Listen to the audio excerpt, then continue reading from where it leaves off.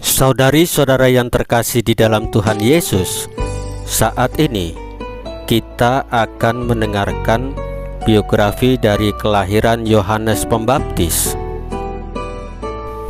Ayah Yohanes ialah Zakarias, seorang imam di Yerusalem.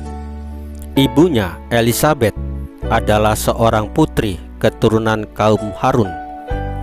Kedua orang tua ini sangat saleh, tetapi tidak mempunyai anak sampai hari tua mereka, sebab Elisabet mandul. Mereka sungguh mengharapkan seorang anak, namun usia yang sudah lanjut sungguh menipiskan harapan itu.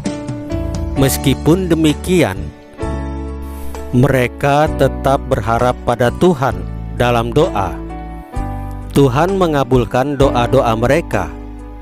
Sekali peristiwa ketika Zakarias mendapat giliran melayani Tuhan di bait Allah, tampaklah kepadanya malaikat Gabriel dan berkata, "Jangan takut, Zakarias, karena Allah mengabulkan permohonanmu. Elisabet istrimu akan mengandung dan melahirkan bagimu seorang anak laki-laki, dan haruslah engkau namai dia Yohanes.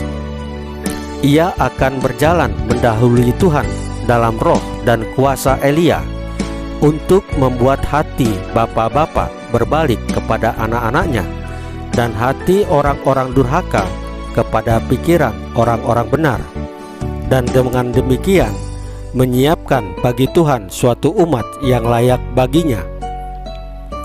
Zakarias menjadi bisu dan tidak dapat berbicara karena ia ragu dan tidak percaya kepada kabar malaikat Allah itu.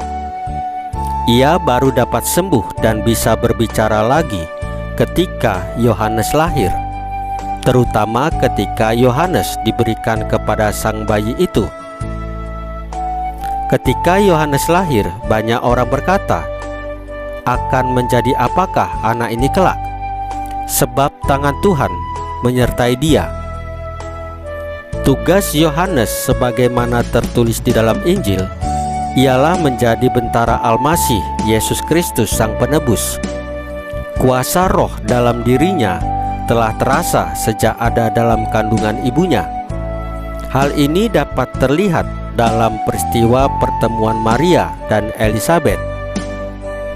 Hidup dan perannya berkaitan erat dengan pribadi Yesus Al-Masih. Ia adalah utusan Allah yang mendahului kedatangan Al-Masih. Yesus sendiri menyebut Yohanes sang nabi, bahkan lebih besar dari para nabi. Karena itu, kelahirannya sungguh menggembirakan banyak orang.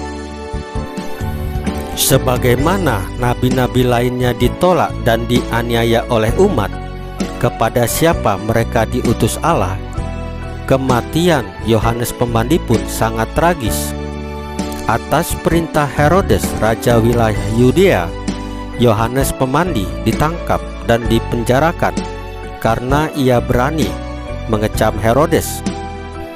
Akhirnya, atas bujukan dan akal busuk dari Herodias, Herodes memerintahkan untuk memenggal kepala Yohanes Pembaptis.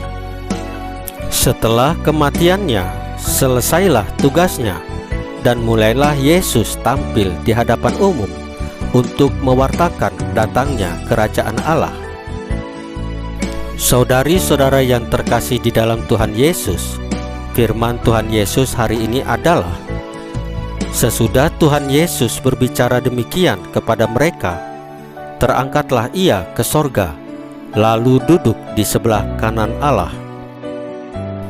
Marilah kita mencontoh sikap dan cara hidup, cara berpikir, cara bertindak dari santo dan santa Katolik kita.